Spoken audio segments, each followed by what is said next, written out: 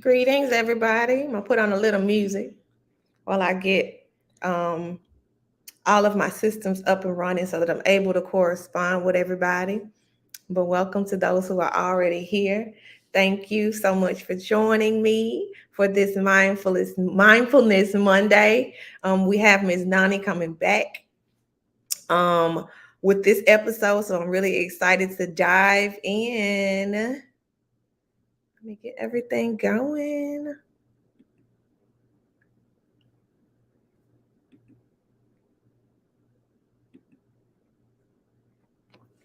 Got my comments set up. All right. Okay. Peace. There is the woman of the hour. How are you? Can you hear me? I can't hear you. What's going on? Oh, you muted. Oh, I can't hear you. What's going on? No. Let's see.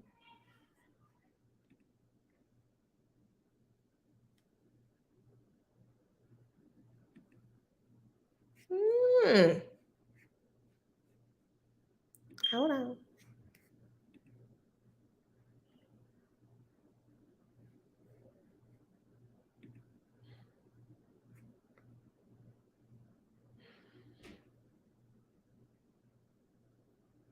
Oh, no. Is it a way you can come out and come back in? It ain't let me hear you. Let me see. She gonna go out and come back in. All right. But y'all, thank y'all for joining us. We were scheduled to have while Miss Nani comes in. Hey Lulu, hey Boo, peace and abundance.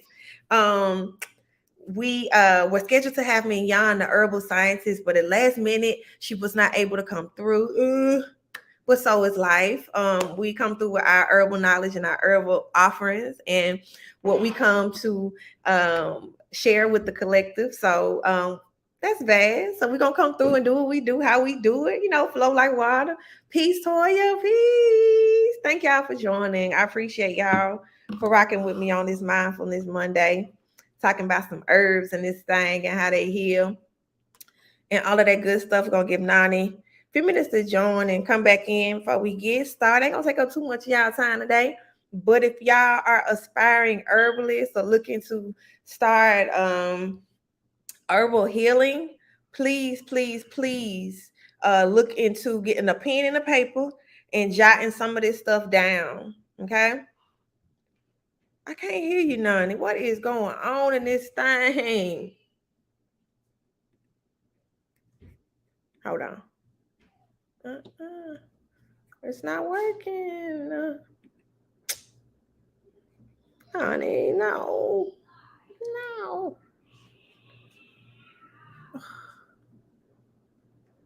But you can't hear me.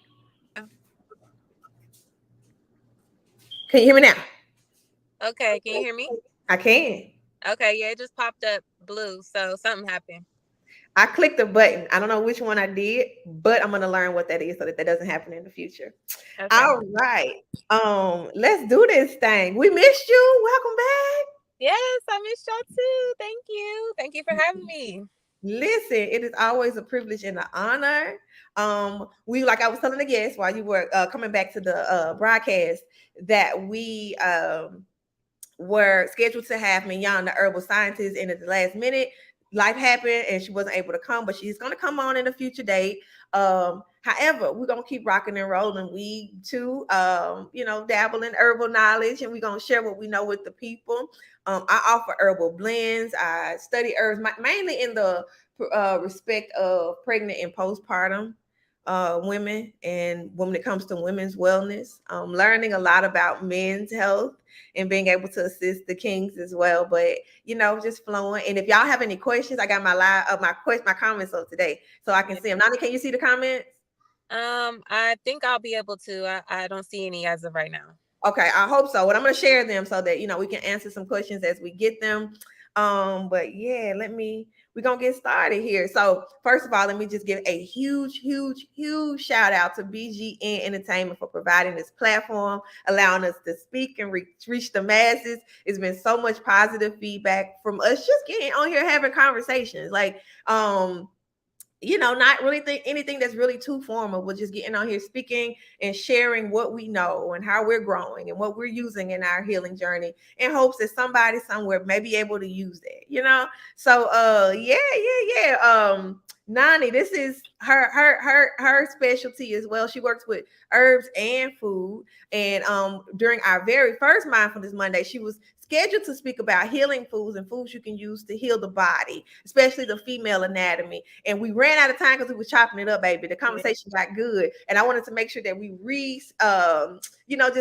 reverse and rewind back to that segment so that people could get that, because a lot of what you're ingesting and eating can play a part in your healing process, and even the way that you feel and having enough energy to even get up and take their walk, or say I'm gonna sit there a little longer for meditation, even have that mental stamina to be able to focus on your healing process.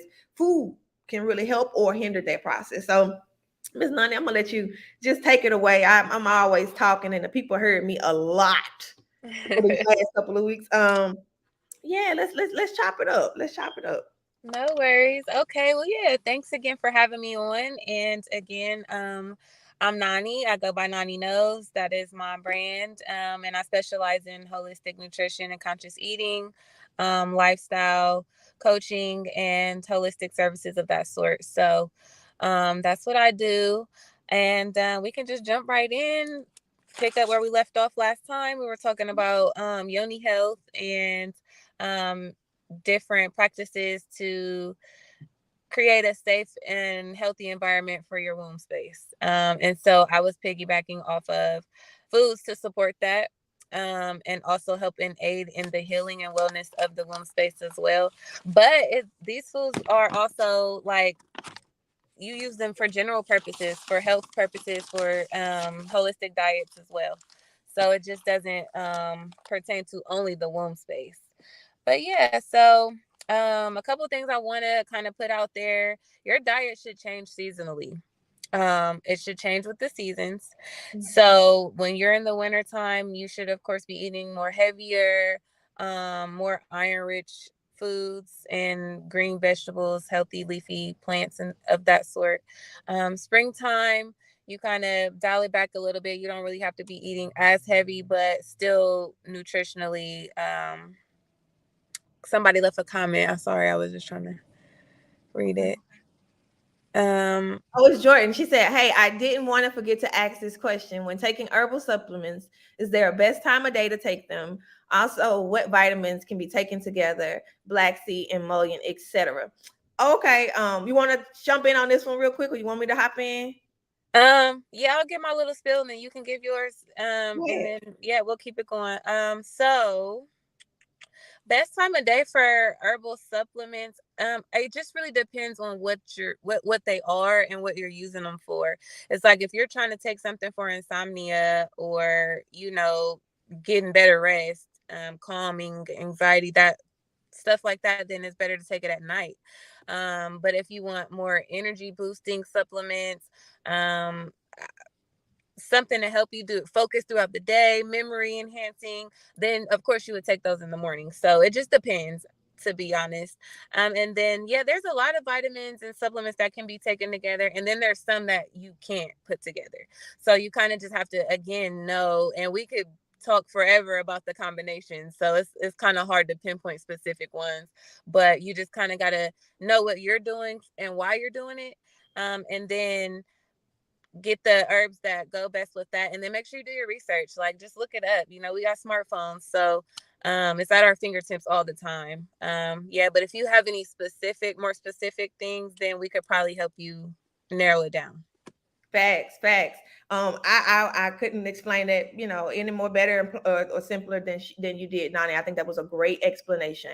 It just depends on why you're taking the herb, because one herb could be used for a million different reasons. Right. So if you're like you said, if you're taking something, um, lavender, I'll take lavender for an example. If you're taking lavender for bedtime and for sleep, the dose may be a little bit more higher than you would to just calm and relax you to get you settled for meditation or for Mm-hmm. a post workout calm down or something like that, or for menstrual cramps. So it really does matter what you're taking the herb for. So it really matters about dosage. It really matters about interactions, any current medications that you're taking. So it would depend upon the individual. And for that reason, I would recommend, if you're not well versed in herbs, if you're not looking to study herbs, you just wanted to benefit off of their medicinal purposes, getting an herbalist, hiring an herbalist, and having them to be able to do an herbal assessment, because you are an individual. So there's no one size fits all. And when it comes to things about like black seed and mullein, usually um, black seed oil, it's so versatile. It can be used for so many different things. So it would really depend on what you're using it with. And mullein can be used for a number of different things too. Usually it's used for respiratory health and for getting relieving fluid away from a certain part of the body. It's a diuretic. So it just depends on how you're using it. If you're using it topically, if you're ingesting it as a tea, as a tincture, it really does depend. And the dosage, how when you would take it and how often you would take it would depend upon those factors as well. And Jordan says she's taking her notes, and another popped up. It says, my mom is diabetic and I'm trying to help her transition from a westernized medicine to more holistic. I know there's some things that are better than others at the best time. That is true. And if we sat out here and got a pen and a paper and tried to write out what Z said and Nunny said and try to, the best way to study how these things work is to get a baseline source of knowledge. So you can use these resources like Nani and I and be able to take notes, but you want to implement them into your own life. Meaning that if somebody tells me that if I take motherwort tea or if I steam with motherwort, then it'll help me with menstrual cramps. That's fine. That's knowledge that I have, but am I going to apply that? So I'll go apply it, and I'll, start with a dosage that maybe somebody said or recommended. And I didn't really feel nothing.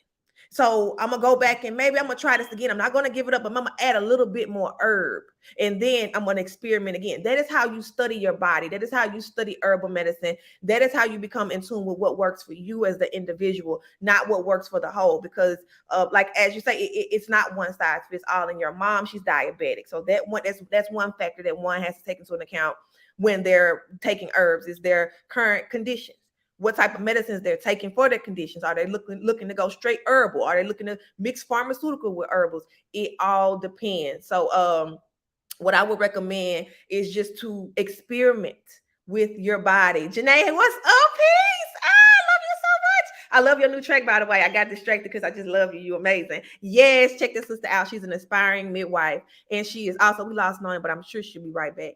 She's an aspiring midwife, and she also is a doula, and she does so many different things in birth work. So I got to shout you out because you are amazing.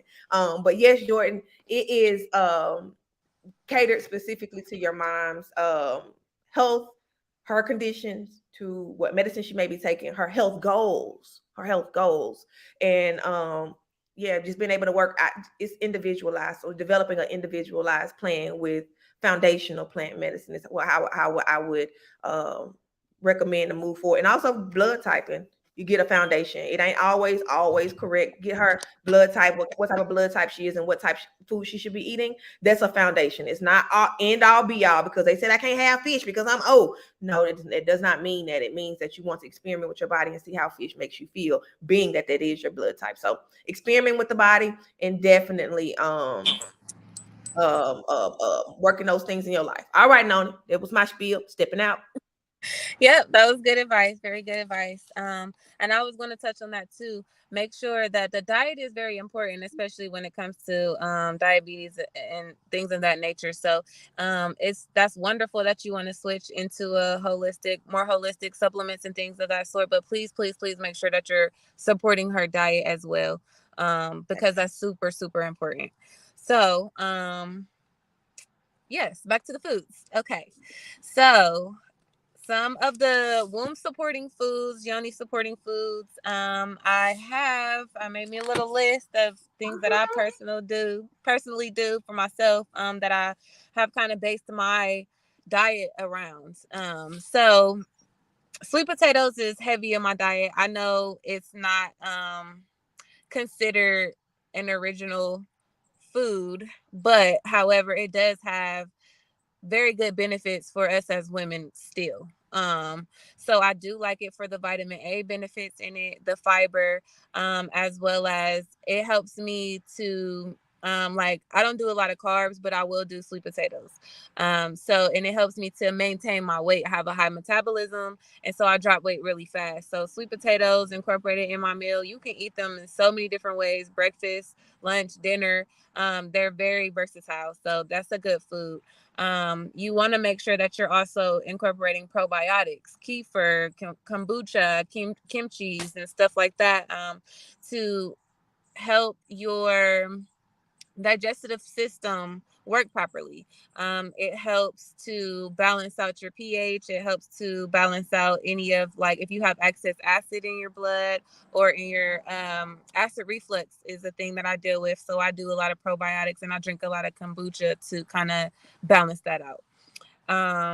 Cranberries, not the juice, because concentrated, you don't really want to do that. You want to eat them fresh or dried if possible.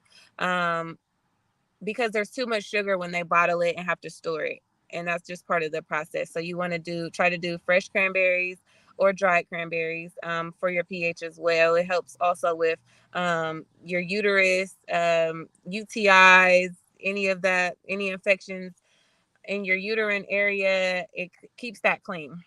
Spinach, magnesium, inflammation, blood flow. Spinach is like a super green to me. Like I try to eat it with every meal if I can. I'll put it in my sandwiches for breakfast or salads for lunch. I'll throw it in a smoothie. You just want to, and it's really good source of iron. It also increases the libido and lubrication. So if you trying to have those moments, go get you. Don't go take shots of alcohol. Go eat you a spinach salad and get it on right. You know what I mean? So you can last and you're not tired and have the effects of the alcohol. Broccoli and carrots are also really good.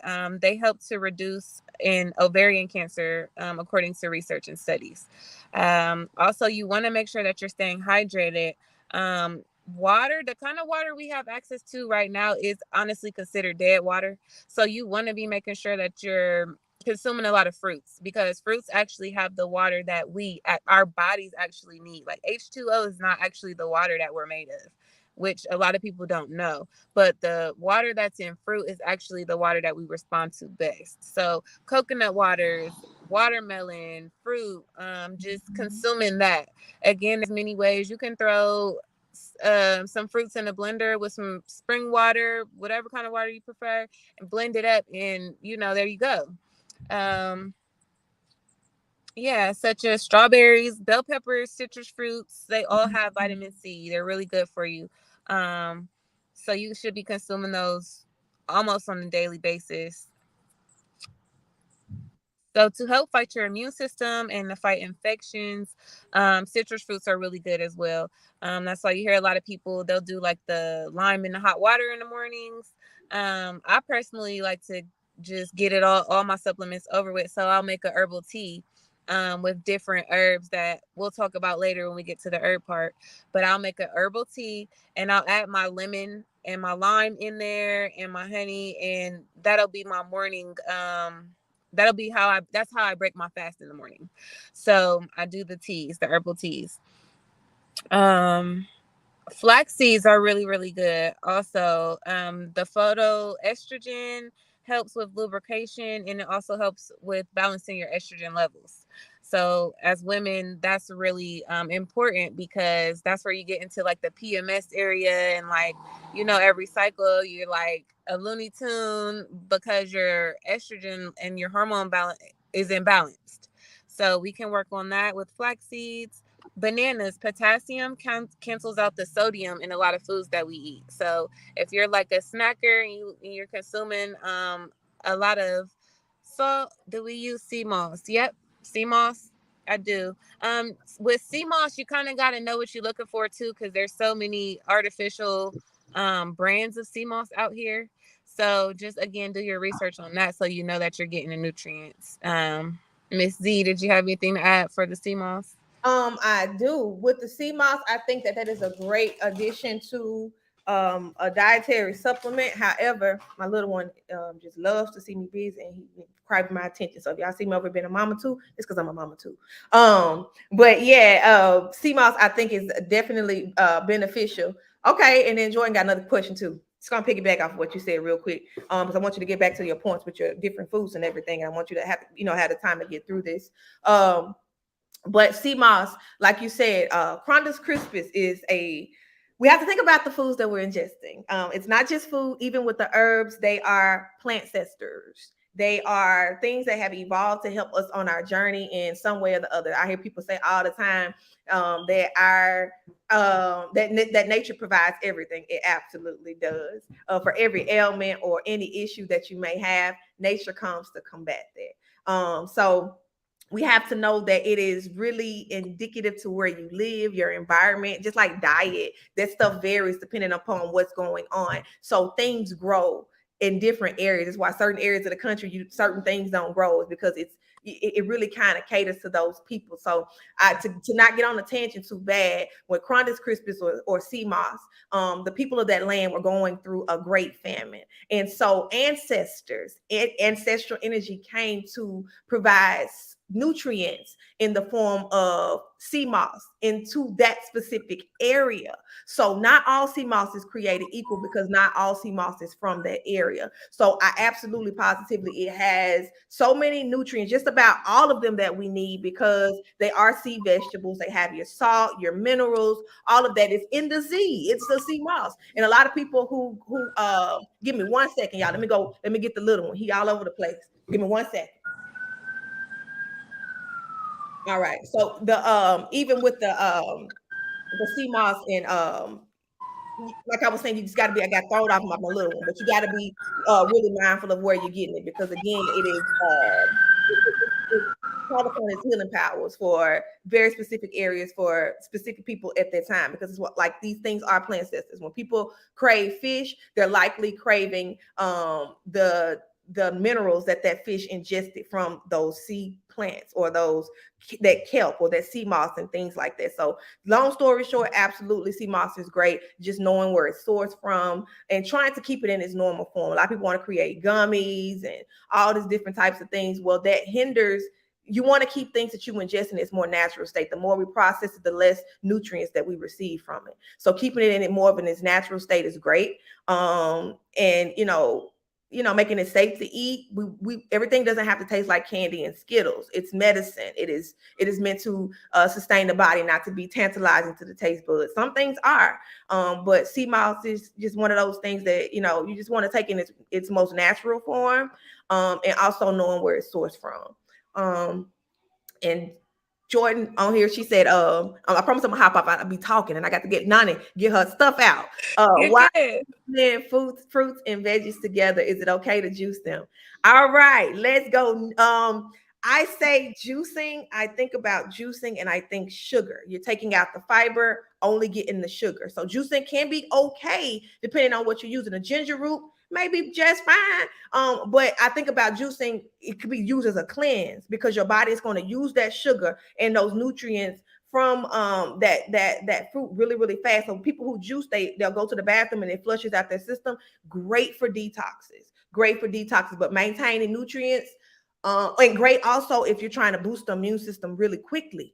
But when you're talking about like a daily basis for nutrition, it could really play heavily on the liver because of the sugar content. So you putting a whole lot of sugar with not a lot of fiber, so it's imbalanced when you're juicing, which is good and sometimes, but not on a regular basis.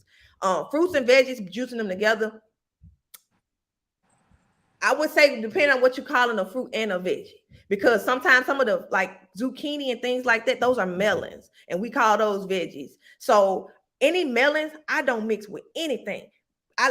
you can look at the fruit. It's something called doctrine of signatures. You can use this with the fruit and the vegetables to determine like what this does and how it can work with the body. This is before we had books, Google, herbalists that actually sat down with books and took classes. We were in tune with the stars. We were in tune with ourselves. So doctrine of signatures, like I said, these things are plant ancestors. Their ancestors return.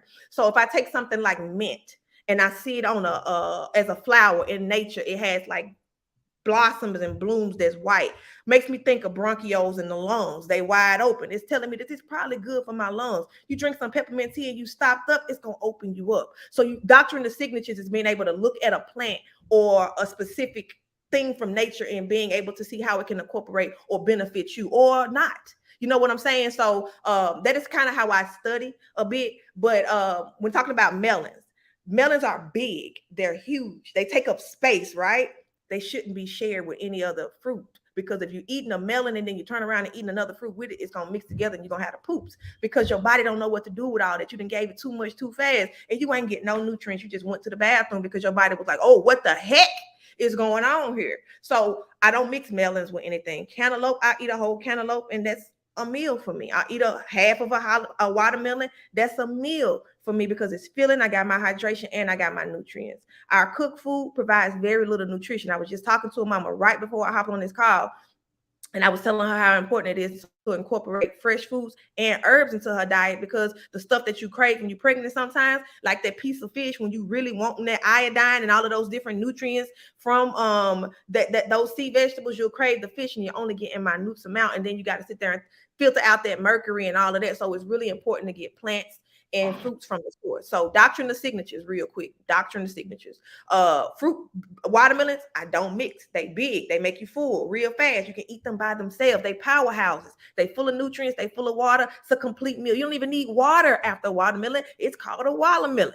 And melons and things like that. And when you talk about your smaller fruits, your berries, apples, all of those things can be mixed together because they're smaller. So think about it in relative in being in relation to size, and how it would do in the stomach. So yeah, that's my long spiel about why not to blend fruits and veggies together. And also, don't just take my word for it, or not just solely rely upon a doctrine of signatures. How does it make you feel after you eat? Do you get stomach cramps? Does it make you feel full and satisfied and full of energy? Does it make you feel heavy and sad and want to go to sleep? Excuse me, that's how we study how food plays effect on our individual bodies, because we've grown immune to be able to tolerate certain things that people will sometimes even say is bad for us. I eat broccoli. People say broccoli is great for some people not so much. I can't eat broccoli to save my life. Me and sweet fruit would be up from now to kingdom come with gas if we had broccoli or cabbage or things of those natures, because they are water consuming. They'll fill up with water, and for some people they need that for whatever reason.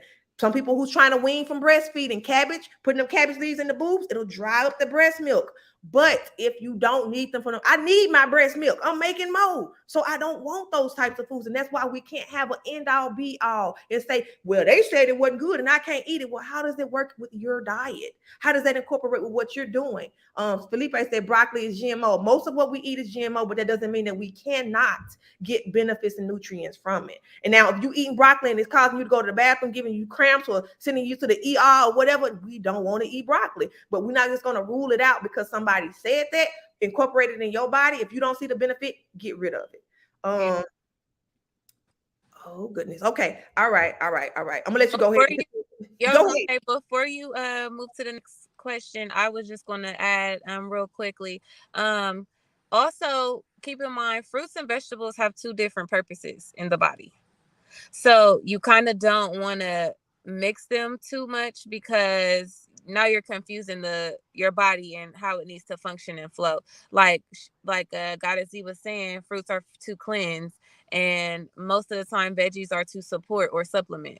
So it's like you don't want to be cleansing out your supplements, so it's kind of like you just got to think of it in that manner, and it helps you if you do that. Yeah. Big facts, big facts. And just like the broccoli and the cabbage and stuff, it slows down digestion. So if Yeah. you fasting and detoxing too fast and you got the poops and your stomach hurting because you maybe overdid it with your fruits or your juicing, you can slow it down by adding a vegetable. You can Right. slow because fruits are gonna heal you. Fruits are Yeah. going to heal you. Like you were saying, our water content is H3O, not H2O. A lot of people are like, I gotta drink so much water just to get hydrated. It's because you're drinking a lower vibrational water. You need fruit waters. You Right. need fruit waters because it contains not just hydration, but it also contains minerals and well, minerals. It contains nutrients as well.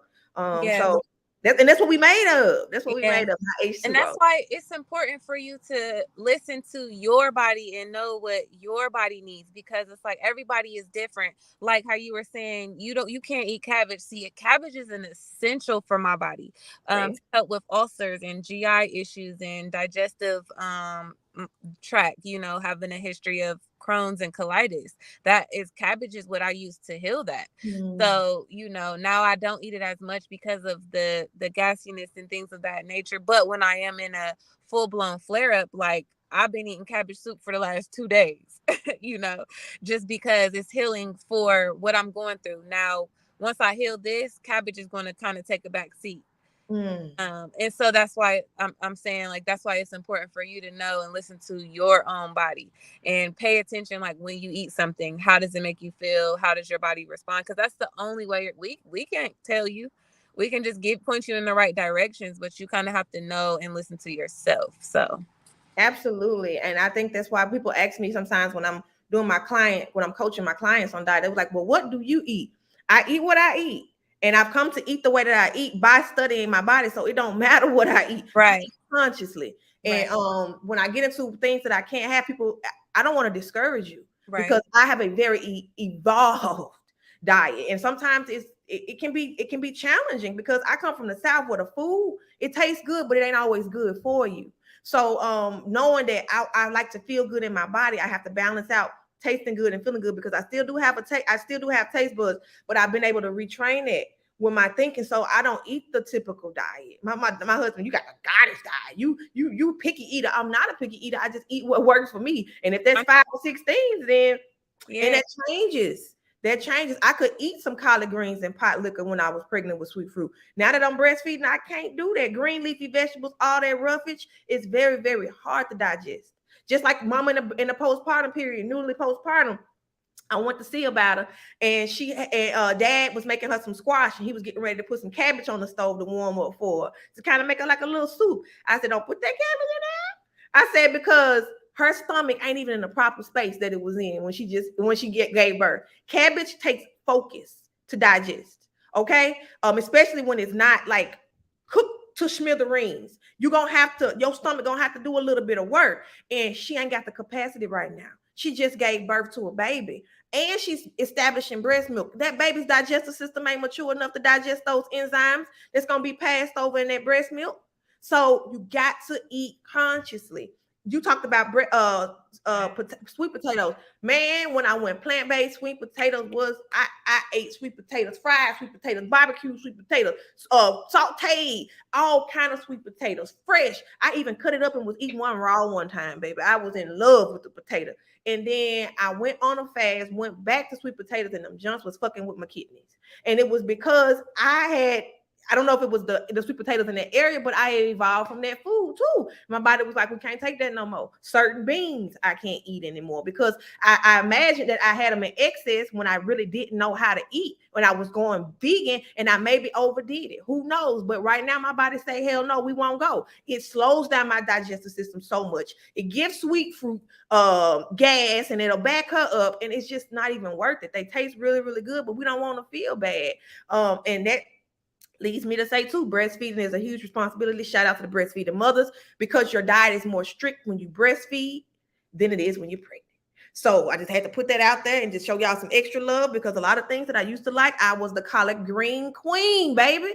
Could not eat collard greens. Cannot. Still to this day because it ain't nobody trying to hear that hollering, and I ain't trying to be curled up in no ball from it. Yeah, I'm gonna back out.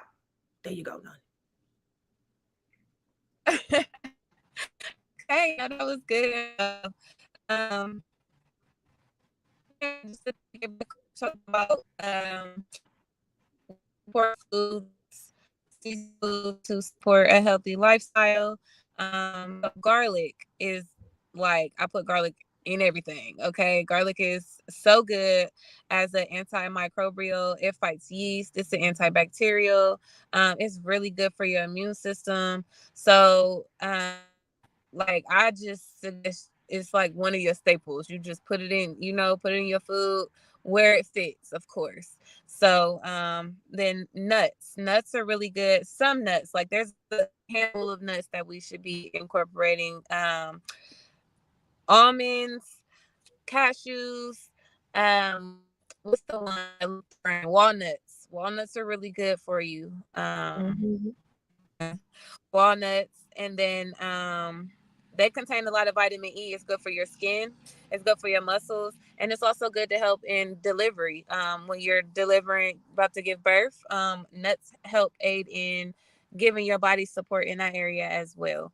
Um, we talked about citrus fruits a little bit earlier, but I want to go back to it because citrus fruits have flavonoids, which give you that WAP. Okay, it's a little secret.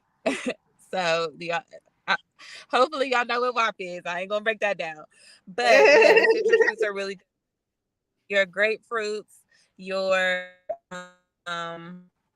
lemons, your key limes. Now again, make sure that you're picking the right fruits. Like you don't want those big old limes. That's not a key lime. The small ones. Um, so yeah, and then for my coffee drinkers, if you drink coffee, coffee is just so, I mean, it has good benefits, but once they spray what they spray on it in the process of growing it, it just becomes really poisonous to our bodies. So black tea is really good. A switch is also supportive to the body, and it's a good coffee replacement. And you can add your plant based whatever to it to make it taste how you need it to.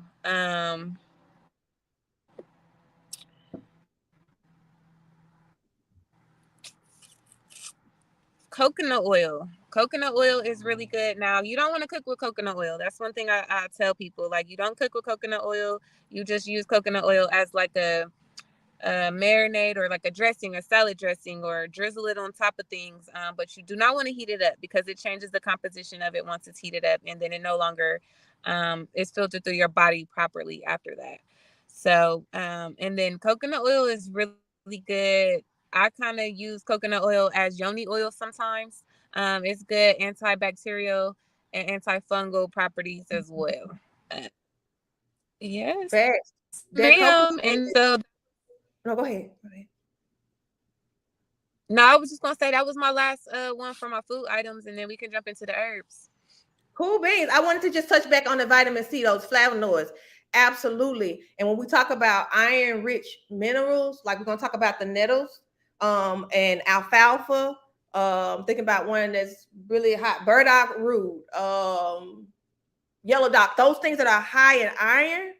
um Vitamin C helps those to be absorbed. So if you're combining it with an herb or a maybe a fruit that is high in vitamin C, it helps you to get all of those components and helps you to make that iron readily active in that body so that it is, able to be used in the blood to boost your the amount of iron that you have, I mean, the amount of oxygen that you have available in the blood so that you feel more energetic. Your hair is growing, skin is glowing, you're feeling good, you're looking good. That plays a key major part in how you feel is your blood health.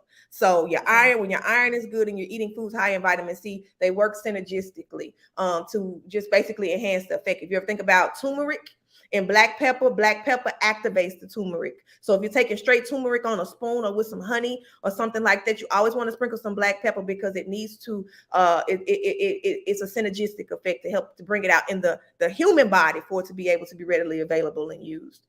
Yeah. Coconut oil, good Lord, I'm one of them mamas. I'm gonna get a shirt that say breast milk and coconut oil cure everything. Yeah. Coconut oil is one of those oils that, like you said, you use it as a yoni oil. You put it in foods. You can even put it in smoothie. What Yeah, was that? I'll take I even use it to clean oral health. Like I'll take a spoonful, put it in my mouth, swish it around, it gets all the toxins out your mouth, the oils, the old bacteria, and then you just spit. It's like a mouthwash, a natural mouthwash. It's oil pulling, Ayurvedic therapies, age old. This ain't nothing that we just Googled and pulled up out our behinds. This is real stuff. Age old stuff, and what it does is it pulls the toxins out. It's like an antibacterial and an antifungal, like you just said. So if you got a bacteria in your mouth, an abscess, a toothache, it's probably because there's some type of infection or bacteria overgrowth there. You oil pull, gargle with some coconut oil. You don't have to warm it up like Nani said. You put it in your mouth and it melts at room temperature, and you gargle it. I told my mama this one time. She had a toothache. She thought it was crazy. I ain't finna gargle no oil. That's terrible. She did it and it changed her life. So coconut oil, and it also anything you put on the skin is ingested by the entire system. So you put the coconut oil on your skin, it's ingested. So it has hydrating properties throughout the entire body. When you just put it on the skin, you get the benefits from it. So I love coconut oil for my hair. I eat with it. I put it on my teeth. I put it on my body. I put it all over me. And I also feel safe putting it on my children because I don't have allergic reaction to it. Highly unlikely that my kids do. Anytime I think about allergic reaction to anything or anything that's natural or in nature, it means that we need to detox. None of my children ever had issues with coconut oil. Very gentle. And it also is, like I said, antifungal, antibacterial. If babies get like yeast in their mouth or something like that, coconut oil is a great go-to. If a breastfeeding mom gets yeast on her breast, rub that thing in some coconut oil. Gonna cancel all of that out. Just the same thing with the yoni. It helps to keep down yeast. It helps to keep down any bacteria that may accrue when you're walking around or when you're sweating or whatever may have happened. Because we detox from the yoni.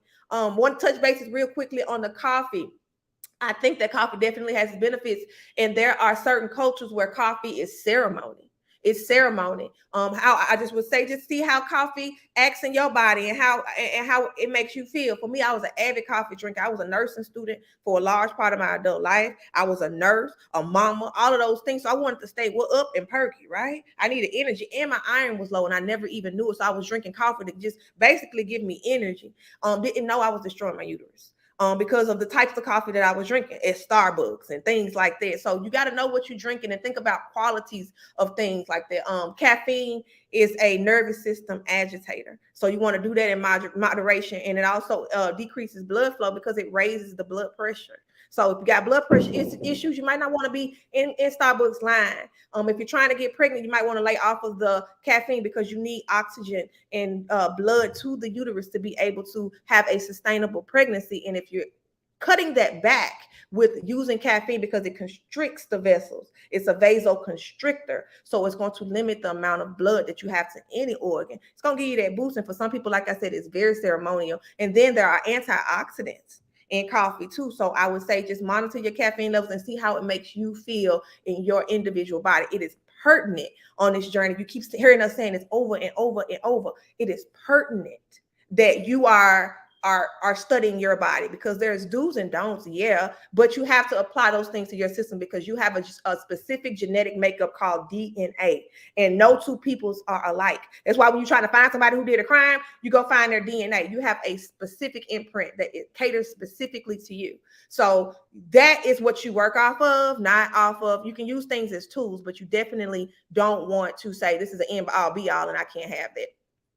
Janae, I wanted to just address your question. How did I know my kidneys they were starting to make my kidneys go haywire? Simply because my urine output decreased. I was hydrating and my urine was not getting any lighter. And also because it made my kidneys hurt. I do yoga, I stretch, I'm very active, and parts of my body usually doesn't hurt because I got blood supply and oxygen flowing, usually most of the time. So when something starts hurting, I'm like laser focused. That's a prime example of studying yourself. So my lower back started hurting in the area of my kidneys. If I didn't know A&P or what that was, I wouldn't know what that was. But you ain't even got to know that.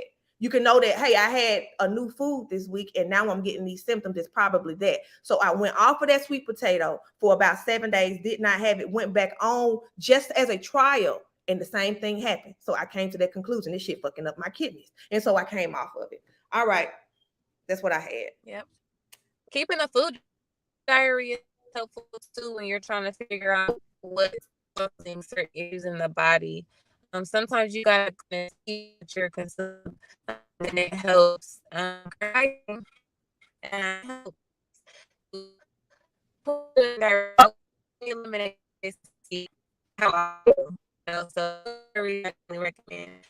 Let's jump on. Uh-oh, you breaking up. Can you hear us?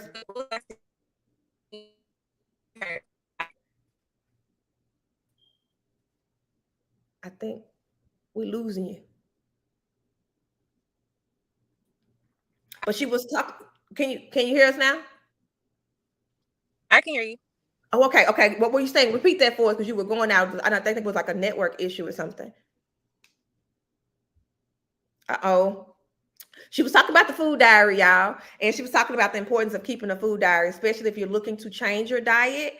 Keep a food diary so that you can know what works and what doesn't work. Maybe you're eliminating chicken this week out of your diet, and how do I feel not eating chicken? Do I got more energy? Do I have less energy? What am I feeling like? So, and I was just letting them know about the food diary and how they could do the process of elimination by knowing what they're eliminating or what they're adding to their diet and how it makes them feel. You Right. studying you with these different foods, with these new foods.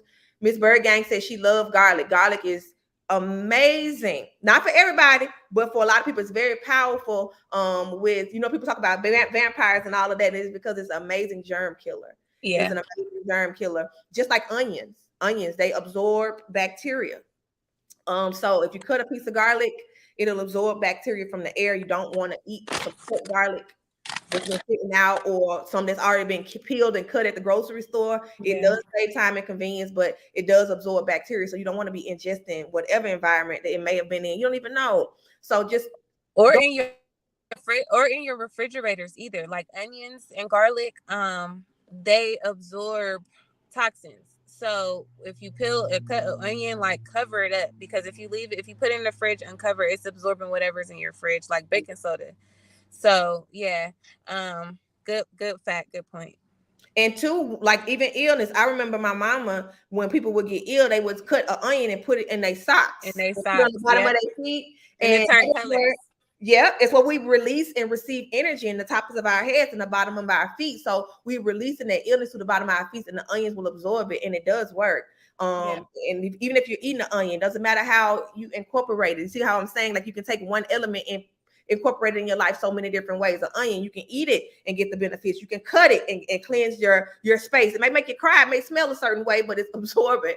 Those elements in the air that may not be pure. Or you can use an oil or different types of things. You can different types of ways to use one thing to be able to get the same effect, and that would depend on how much of it, or how often you would use it. Felipe says, what about grapeseed oil? Grapeseed oil is amazing. Anytime I'm sauteing or want to splurge a little bit and fry some stuff, grapeseed oil has a very high cooking content. Grapeseed oil, I believe in anything that I put on my body, I can put in my body. So I need to be able to put it everywhere.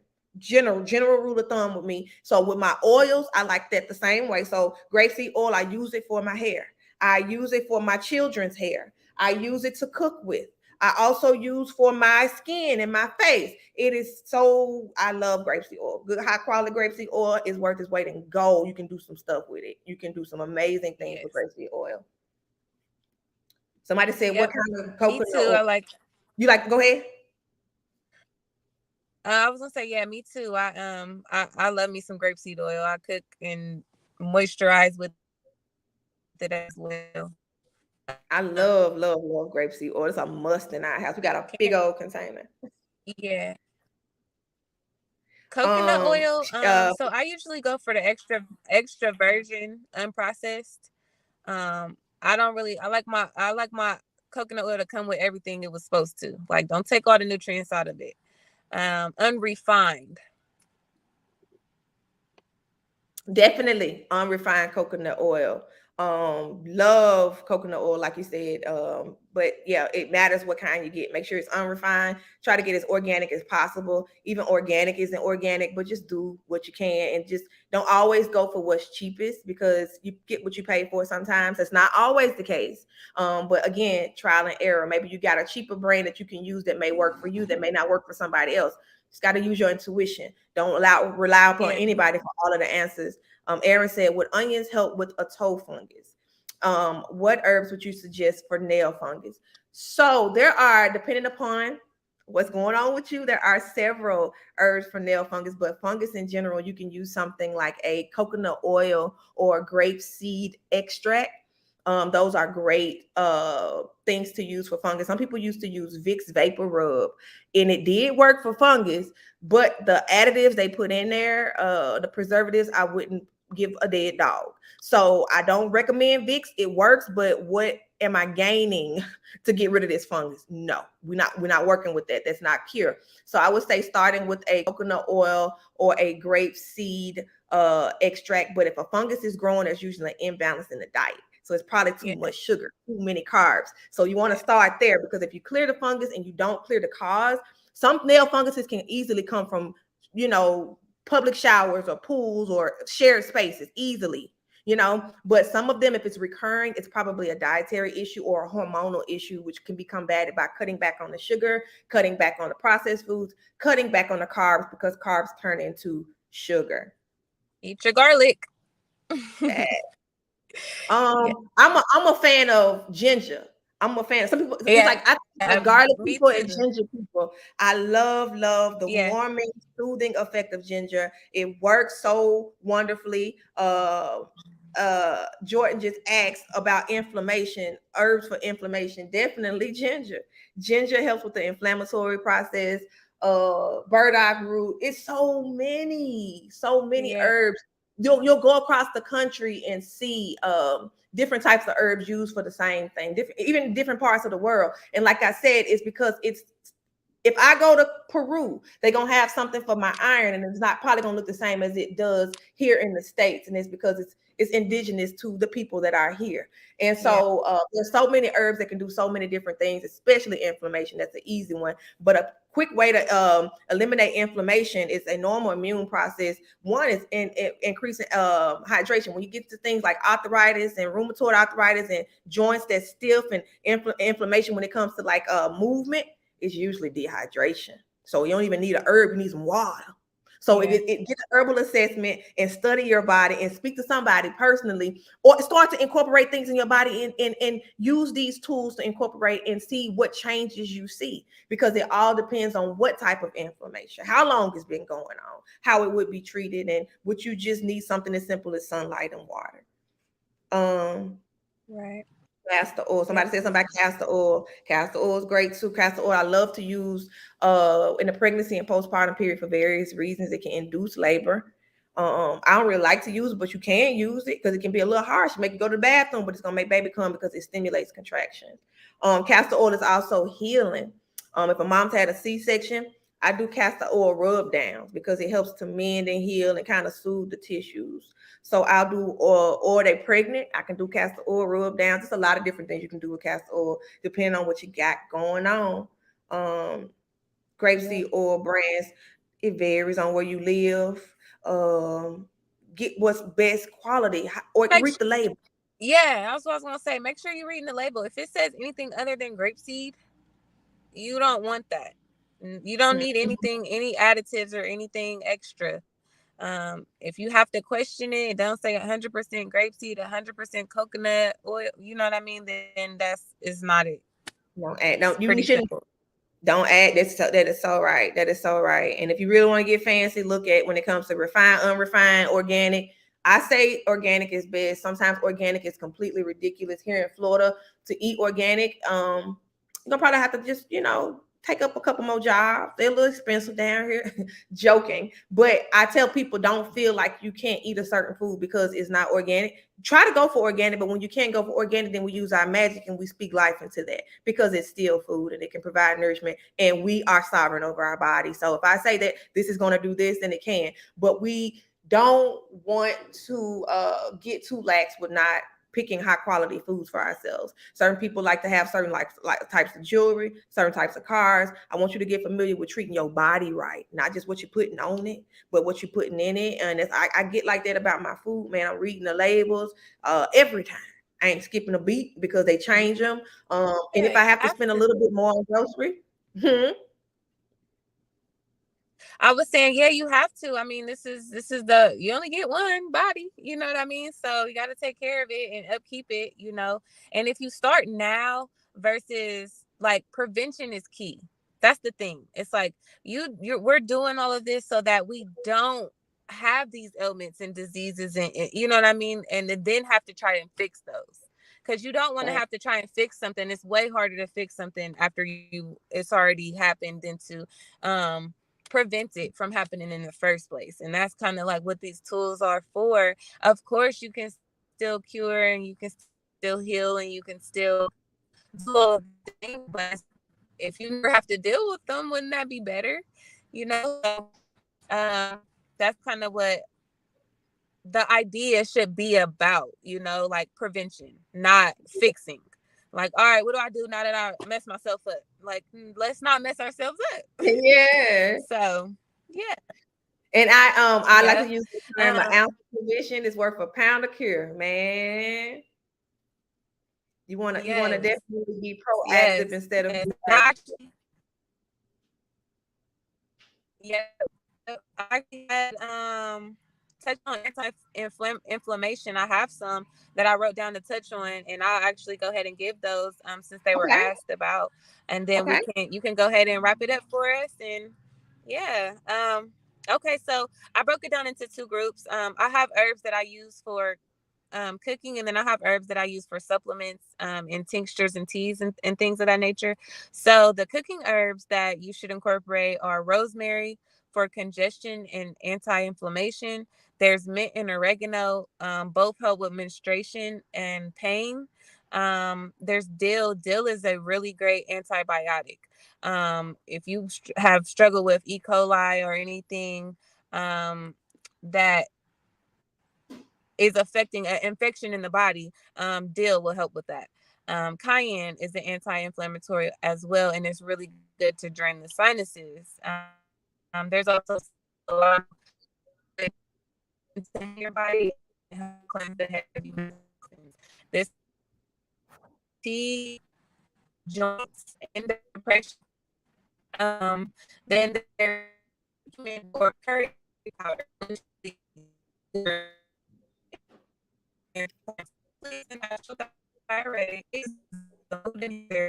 It helps stabilize your hormones. Ginger Nani, I don't want you to keep reading off the herb list and we can't hear you because you're breaking up. And I want to make sure that people can hear what you're saying because it's breaking up a little bit. Like yeah, it's the connection. And I want to make sure they can hear you. okay. So see if you can Can come you out and hear come me back better in. now? Yeah, yes, that's better. I can hear you now. Okay. What was the last one you heard? You were talking about I heard rosemary and then I heard Saint John's wort for depression. Did you say Saint John's wort? Okay. Yes. Okay.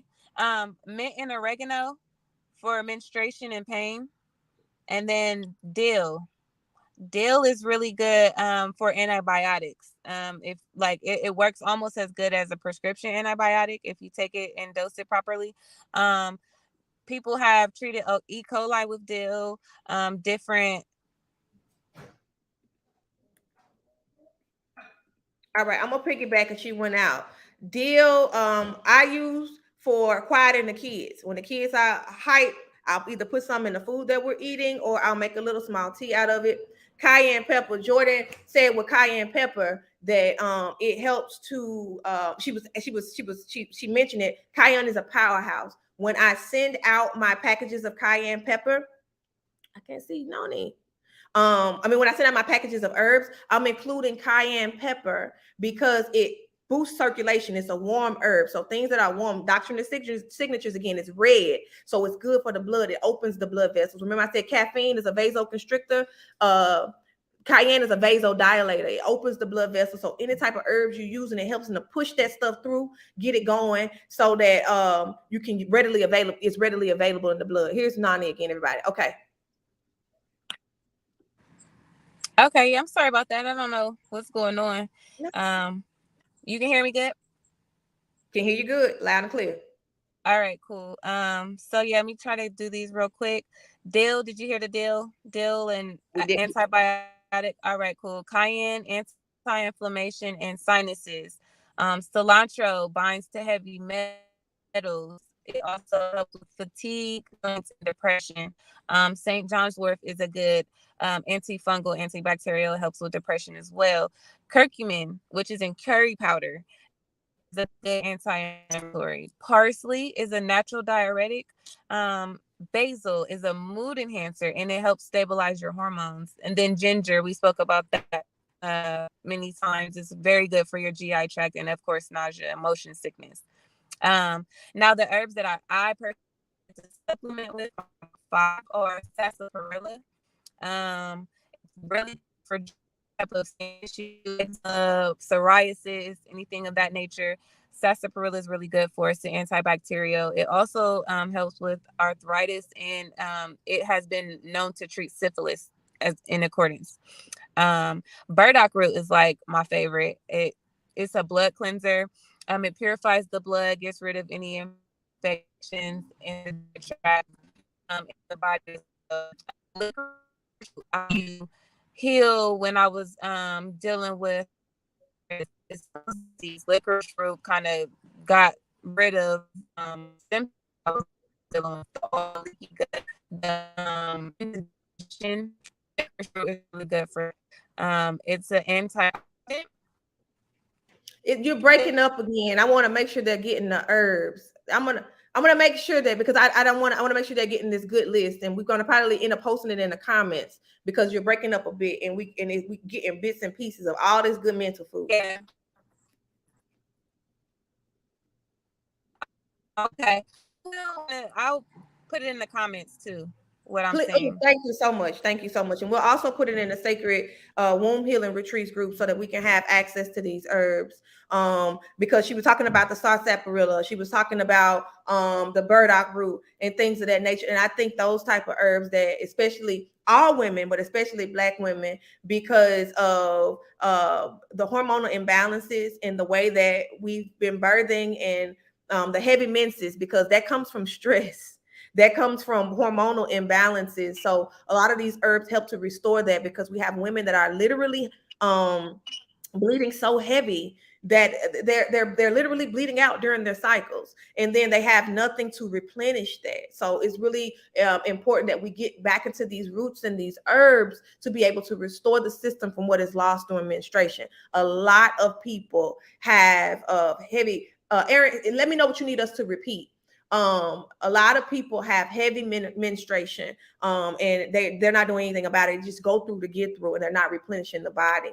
Love Joy, I said, you said you have a question. Please feel free to ask a question. We'll be here probably about 5 more minutes. I'll set aside some time for questions to come through. We had a brief synopsis on the herbs, but we will include an entire list in the comments. So a few that I wanted to list. A lot of women now are dealing with anxiety, depression, things of that nature. A lot of herbs that I use for that, because people are turning to Western medicine. I am a formal, like this lady did everything. He was in the army. No, joking. I was a labor delivery nurse, and I was also in mental health for a number of years, in the prison sector and in working with the general public. And working with postpartum mommies. So it is real when we're talking about people dealing with certain types of depression, anxiety, and things of that nature. And a lot of people don't want to get on pills. They don't want to take these types of medication. So you have natural remedies. Lavender, chamomile, all of those are soothing. Catnip. Somebody said, I don't want to take catnip because it's for a cat. No, cats tend to like the herb. It's an herb from the earth. It's for everybody. It's not for cats. And it's amazing, amazing for calming the herbs, just like dill is too. Lemon balm, skull cap. Oh my God, skull cap works wonders, even for people who've had strokes or nervous system disorders. Things like MS, or issues where they have issues with like the nervous system or the brain. Skull cap is called skull cap because it works so well for that crown space. All of those are amazing herbs for calming and soothing the nerves. I have a calm your nerves blend that I offer, and it has all of those components in it. And you can get all of that from your local apothecary, very, very cheap, and it has really no side effects, virtually no side effects. Your body recognizes herbs because they can go pull them off the tree, and it's in its natural form, so your body can digest it wholly without getting rid of it or noticing it as waste. So it works on the mental health really, really quickly, as opposed to a pill that can take 6, sometimes 12 weeks to even start to see a change, but you're going to experience side effects immediately. That's discouraging to somebody who's already depressed or anxious. You're going to start a pill, and then you're going to get more depressed and anxious because of how you're feeling. That is not a cure, in my opinion, and it still may or may not work. Mental health therapies are about 40% successful on a good day. So yeah. Jordan said, any suggestions to restart menstrual? I'm nursing and still haven't had mine since I found out I was pregnant in 2020. If you are nursing, you're probably not gonna have a cycle. I've been nursing now, Sweet Fruit just turned 12 months, and I don't have a cycle because I'm not ovulating, because my body is communicating via the breast and the baby suckling, saying she got a baby that's nursing. Don't get this lady no another baby right now, okay? But when the body, sometimes that's not an end all be all now, because some people use that as birth control. Sometimes you'll still ovulate, but if you're not having a cycle and you used to have a cycle regularly, and you don't feel like your hormones are imbalanced, is because of nursing. And you need that energy to go towards nursing, because a cycle is a detox, and it's going to take energy, and it's going to take you're going to have to replenish from it. You need all the strength you can get while you're breastfeeding, because you're making milk, you're making magic. So you're going to have to keep that, and that's the body's way of just saying, let's let her keep all of these nutrients because she's making breast milk. So that's why you ain't had no cycle, very, very likely.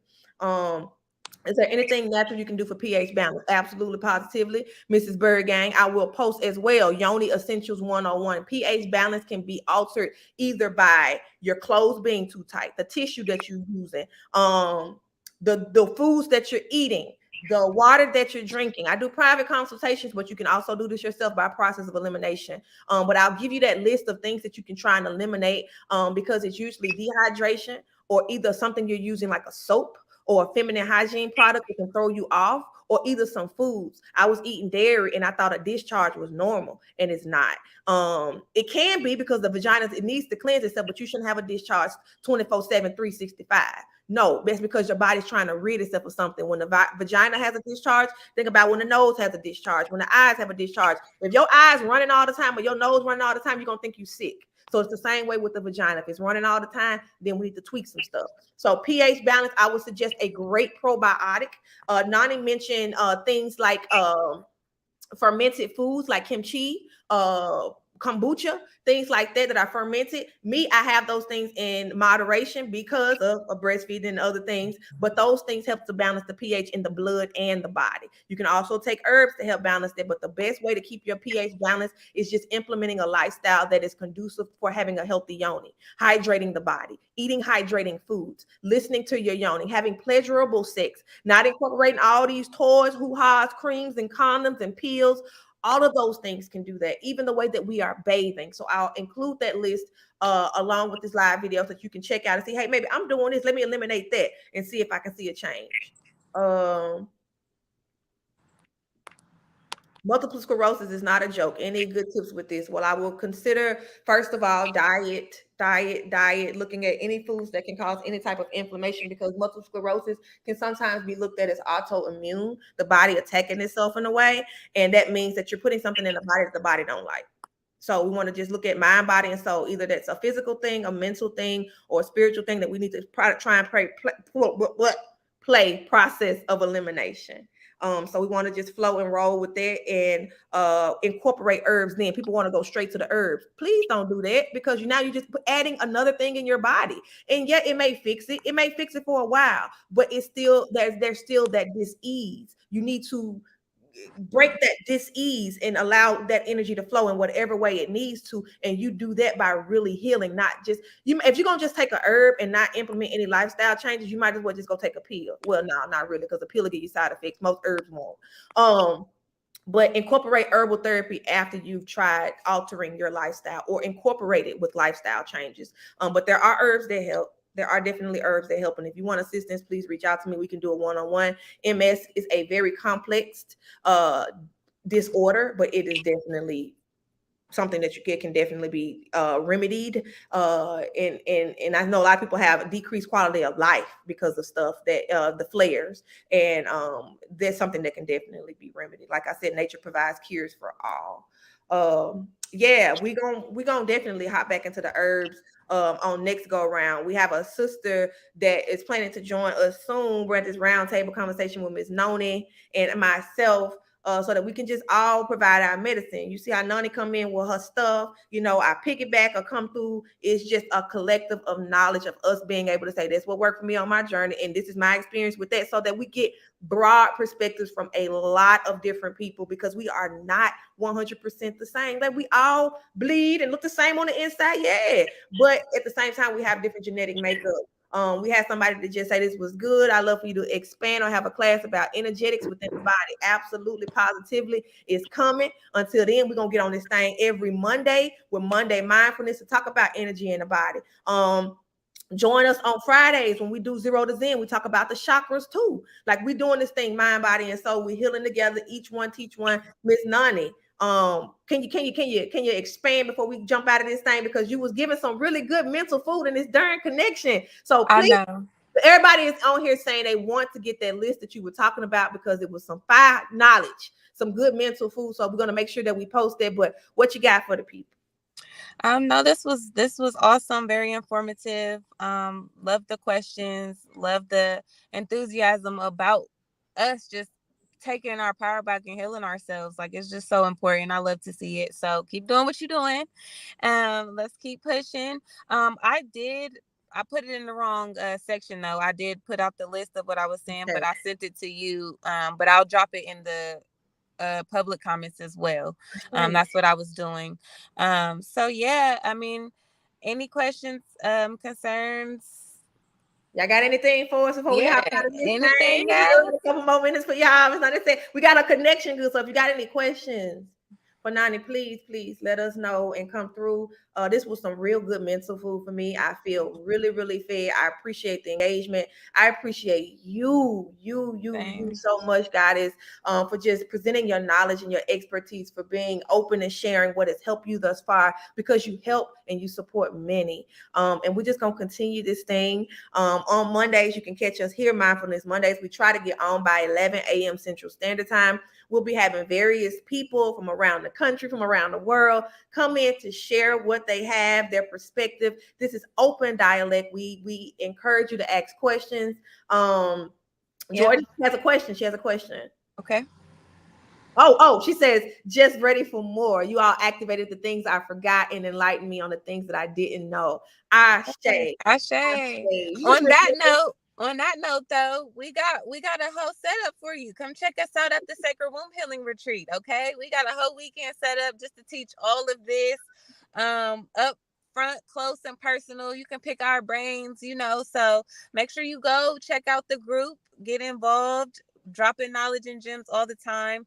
And if it calls to you, come get this knowledge on a personal level at the retreat.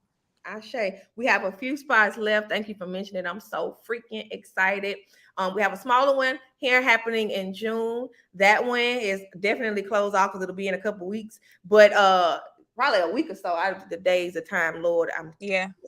You say, yeah, but we will definitely have this one in Panama City Beach, y'all. It is in July the 15th through the 18th, and it's going to be amazing. We're going to be incorporating womb health, womb healing. We're going to be on the ocean. We're going to move our bodies. We're going to dance. Now they're going to teach us how to eat for our wellness. We're going to make teas. It's going to be amazing.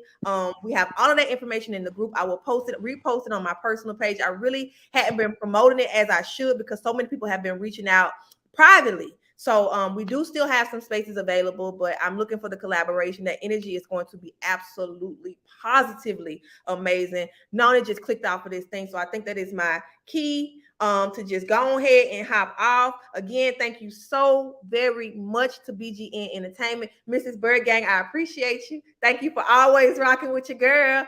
I hope to see y'all on Friday. We're going to do a yoga meditation segment in 0 to Zen, and we will be back here on next Monday. I love y'all to live. Take care of yourself so that we can take care of each other. My Facebook is Zamika Lockett. Because of y'all support, I'm able to monetize my content, y'all. So y'all gonna get some more Z. But I've never really done it for the money. I've done it for the people.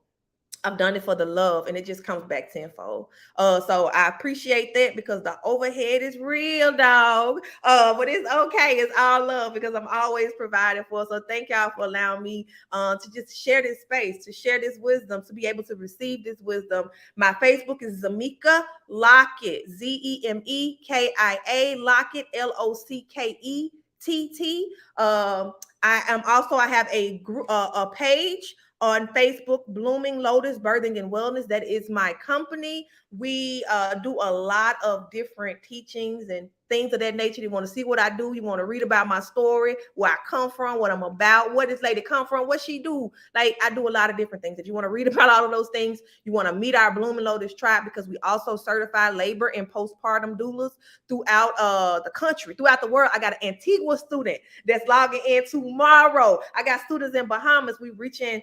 Y'all, look. We do it all. That's right. That's right. We're doing this thing. And none of it would be possible without y'all. So I appreciate it. If you want to check out what I do, you want to read about the classes that we have, they're self-paced, they're online, but you still have interaction with me. I offer mentorship.